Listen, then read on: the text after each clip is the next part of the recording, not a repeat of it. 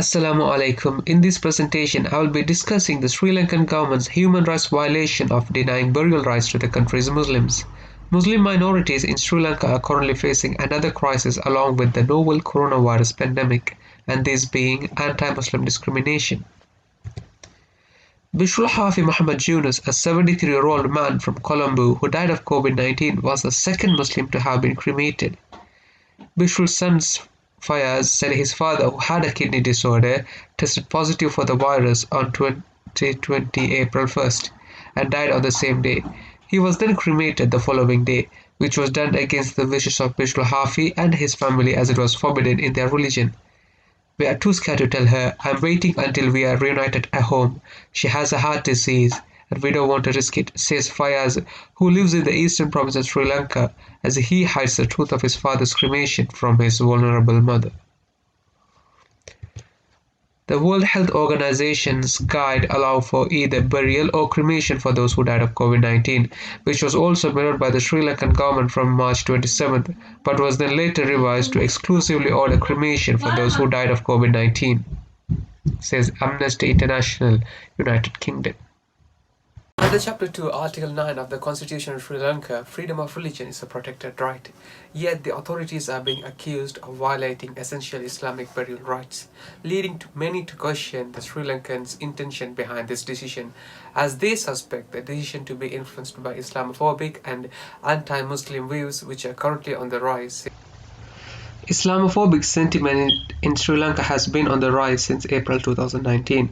According to Mujibur Rahman from the United National Party, the ban on burials is a political move with parliamentary elections round the corner, playing on Islamophobia. Public Health Inspector Upal Rohana made a comment on television channel that people would be unable to celebrate the Sinhala New Year due to 3 COVID-19 patients in Muslim villages, stoking anti-Muslim sentiment. Although he later issued an apology, people have been outraged and taken to Twitter to claim that it is not an apology, just an expression of regret if Muslims were inconvenienced. Sri Lanka's history has been filled with countless human rights violations against the Muslim minorities. Human rights violations include a spate of anti-Muslim violence followed the April bombing for weeks across the country, in the western province and in the northwestern province, whilst the government was a state complicit. And the cremation of COVID-19 victims, despite the WHO guidelines, is just the latest addition in a long list of unresolved human rights violations. Sri Lanka currently has 2,870 confirmed coronavirus cases and 11 deaths relating to COVID-19. Around 4 of those 11 deaths are believed to be Muslims, and all 11 bodies, including the Muslim, have been cremated. The cremation of Muslims has caused anguish in this community.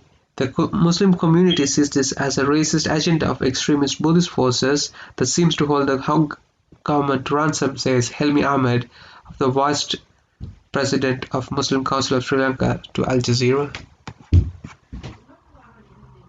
Finally, I would like to end this presentation by saying the sudden loss of a loved one is painful enough on its own, but being arbitrarily deprived of the right to bury them according to your own religious beliefs doubles the trauma.